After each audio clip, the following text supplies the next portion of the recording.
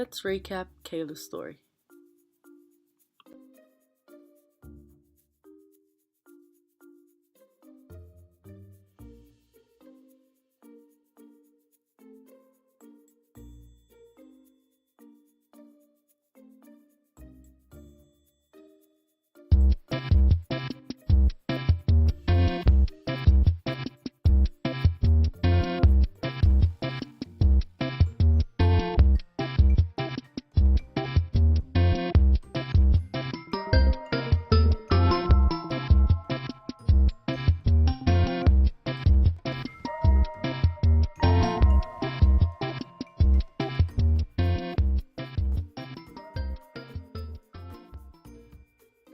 Created using Powtoon. Adolescence is marked by puberty, in which growth and development is driven by biological changes. Kayla, a Year 7 student who is between 11 to 12 years old, is at the age of experiencing biological changes as she enters puberty. The approximate biological age of the onset of puberty is 11 years for girls. Furthermore, there is a variation in the age of onset of puberty during adolescence, which means that adolescents of the same age can differ in their physical appearance. Kayla, being of different physical appearance than her peers, means that she has entered puberty earlier than others. During this stage of her life, Kayla is undergoing early physical and reproductive maturation. Rapid changes in body size, shape, and composition occur during puberty. This explains why Kayla is physically more mature than her peers. As Kayla transitions from childhood to adulthood through the period of puberty, she encounters the appearance of sexual characteristics and the occurrence of growth spurts. Pubertal maturation is initiated by gonadal steroid hormone changes, primarily estradiol in females. 1 to 2 years prior to this, adolescents experience adrenarche, where sex hormones known as adrenal androgens that are responsible for the development of pubic hair, body odor, and acne are produced. This is followed by gonadarche, in which the maturation of primary and secondary characteristics occurs.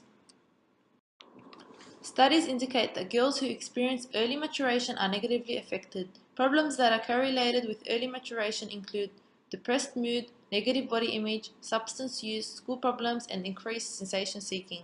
This explains why Kayla, who has experienced early maturation, is facing school problems such as being withdrawn, and why she is hanging around older students who have used drugs. Dahl has described sensation seeking as one of a suite of developmental domains that appear to be linked to puberty-specific maturational changes. Research linking sensation seeking to pubertal maturation has shown that the two are positively correlated. Further, Girl's retrospective report of early pubertal onset is related to elevated sensation seeking. This explains Kayla's elevated sensation seeking due to her early pubertal onset. Kayla's brain is going through some significant changes at this time in her life. At her age, a considerable thickening of synaptic connections occurs. This is otherwise known as use it or lose it principle, where frequently used connections are strengthened and infrequently used connections are eliminated. In Kayla's case, she retained skill in visual arts and sports, while she gradually lost her skills and thus interest in math and science. Kayla may be still at what Piaget calls concrete operational stage, which allows capable use of concrete mental operation and focuses on what can be manipulated in the physical environment. However, unlike the formal operation stage, Kayla would have difficulties transferring situation and problem that requires systematic thinking about possibilities and hypotheses. It's something that is expected in Year 7's math and science classes. This explains why she may be also struggling to interpret new information into her current schema in math and science, as she has not gained the ability to do so. Kayla can be suffering from learning content that is beyond her capacity, or either teachers overloading her with too much information. While short-term memory is limited to holding 5 to 9 elements of information and to processing 2 to 4 elements, long-term memory is unlimited in capacity, that is minimum in cognitive burden and fast. However, takes time for the schema to become automated. Unless the information is reinforced on a regular basis to her long-term memory, it is hard for the schema to accommodate the new concepts. If the way math and science work is presented to Kayla via extraneous load, it is difficult for her to interpret, as she hasn't reached the formal operation stage and her schema for math and science has not formally developed yet. Particularly in math, Kayla hasn't been keeping up, possibly due to high element interactivity. When dealing with equations, all elements associated with equations must be considered simultaneously because all of the elements interact. Split attention can cause overloading Kayla, as the content can be given out to students that require them to mentally integrate information that is physically or temporally separate. Smith finds these risk-taking behaviors from Kayla to be caused by cognitive aspects due to a temporal gap between the development of the socio-emotional limbic system of the brain, which experiences an early developmental surge around puberty, and the cognitive control system of the brain, which extends through late adolescence. The process of neuromaturation, synaptic overproduction, pruning, and myelation means the connections between the amygdala and the prefrontal cortex develop throughout adolescence, and that this integration process continues well into adulthood. This leads to emotional maturity, the ability to regulate and to interpret emotions. As her psychosocial brain capabilities such as impulse control, delay of gratification, and resistance to peer pressure continues to mature well into adulthood, her adult levels of decision-making and reasoning are lacking, simply because the brain is not developed enough to process such functions. This explains why Kayla is withdrawn, doesn't trust others with personal information, is experiencing peer difficulties, and skips class. Such behaviors link to sensation and reward seeking and can be further explained by Kayla's timing of thinking processes, which at this point in her adolescent years is under conditions of high emotional arousal, that is, hot cognition.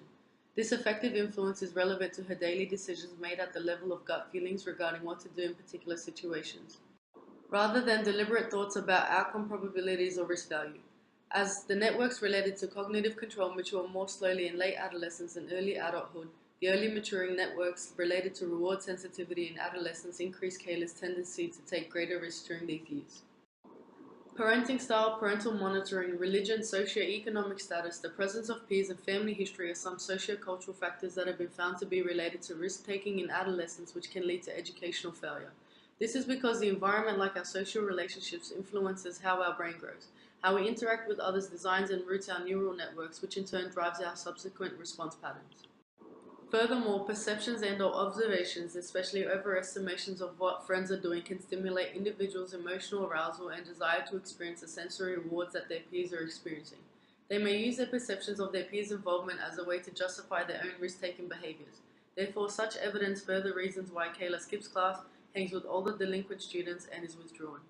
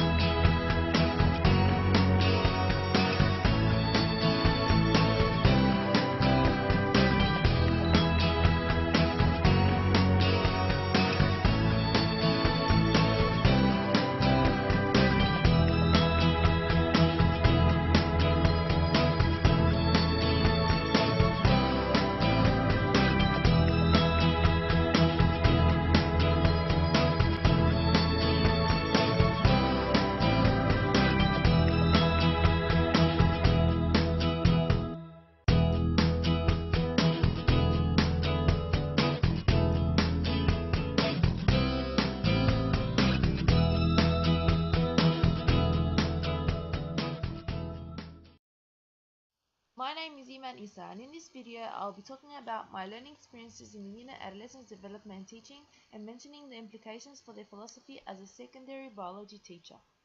According to Stanley Hall, adolescence is a period of storm and stress. By understanding the social, physical, and cognitive changes adolescents experience during this period and how it affects their learning, the best teaching approach can be put forward. My teaching philosophy is to provide an encouraging, effective, supportive, and positive teaching environment inclusive of all students. To do this, my teaching strategies will be based on Piaget's and Vygotsky's theories of cognitive development. Piaget's theory highlights that changes in cognitive development proceed in four distinct stages, with the most important stage for adolescence being the formal operation stage. On the other hand, Vygotsky's theory focuses on cognitive development as a social, and cultural process. As a science teacher, I will use my knowledge of the formal operation stage by Piaget, in which adolescents are able to think scientifically and apply concepts to provide my students with as many scientific concepts as possible. I will use my understanding of the user or loosey principle and how information is processed through long-term and short-term memory to help adjust my lesson plan. I will also use cognitive load and split attention to inform my future teaching approach. I will aim for an appropriate amount of work to avoid extraneous load, as well as aiming to expose my students to as many learning experiences before pruning of synapses where frequently used connections are strengthened while others are eliminated. I will try my best to avoid redundancy in my science lessons by eliminating the source of redundancy. I'll also avoid split attention by physically integrating a science image, for example, with textual info. I'll also focus on implementing scaffolding to allow my students to further gain skills. Hello, my name is Nana, and I've enjoyed learning about all the different developmental aspects of adolescence this semester. This unit has inspired me to become a teacher who can structure my classes so they are as enjoyable and easy as possible for my students. Learning about adolescence cognitive development has helped me to appreciate the processes of my students will be going through and understand where they are developmentally so I can pace my lesson and content accordingly. To implement such enjoyable teaching, I would like to use the Vygotsky theory of zones of proximal development. I will scaffold my instruction and assimilate and accommodate new information in the classroom to help students learn and keep them engaged. Scaffolding gives opportunity to students to undergo repetition while learning certain concepts or content with which they need help with. Once acquired, this allows them to elaborate on the knowledge that they already learnt. This is very, very important to my future teaching because it would not overwhelm or frustrate my students with overloading them too much information. Hammond and Gibbons, 2001, noted that scaffolding instruction would benefit English as additional language or dialect students, which is my KLA, in the classroom, in which language plays a crucial role, as my students would have a different levels of proficiency in English. As a teacher, I should always provide them direct instruction initially to avoid any confusion and extraneous load.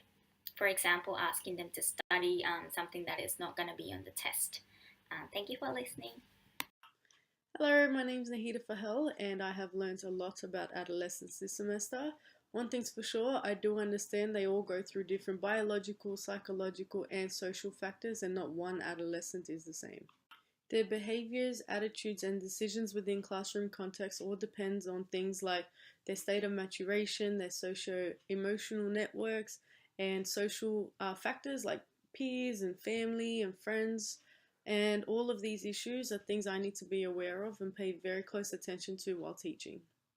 I feel learning all of these new concepts will make me a better teacher as I can react to students and change my teaching practices accordingly, and this is something I haven't been able to do in past pracs. In fact, the adolescent concepts and theories that I found most interesting will definitely be the ones I incorporate into my PDHPE teaching, whether it be in a practical class or a theory class. This includes Vygotsky's scaffolding strategy and the Department of Education and Community's Wellbeing Framework for Schools. I find scaffolding to be perfect for a PE class because I can utilize it for topics like risk-taking or health promotion and help develop their cognitive control systems, teach them all about it, teach them how to maintain it, and how to make better decisions under cold cognitions, for example. I can also scaffold their physical skills within practical classes in order to develop their schemas and accommodate their physical learning. Within similar contexts, I can make sure I use the well-being framework to build their resilience to factors affecting their health and provide educational and psychological support to all their endeavors. Although scaffolding may cause me to oversimplify some tasks for some students, it is important that I know the abilities of all my students and scaffold according to their needs and their abilities depending on the task at hand. And lastly, I understand that not all constructs of the well-being framework will attend to the cultural differences of individuals. However, I need to use it to the best of my abilities to achieve my helpful goals during teaching. Therefore, I believe that understanding all of this information will help me become a better PDHPE teacher.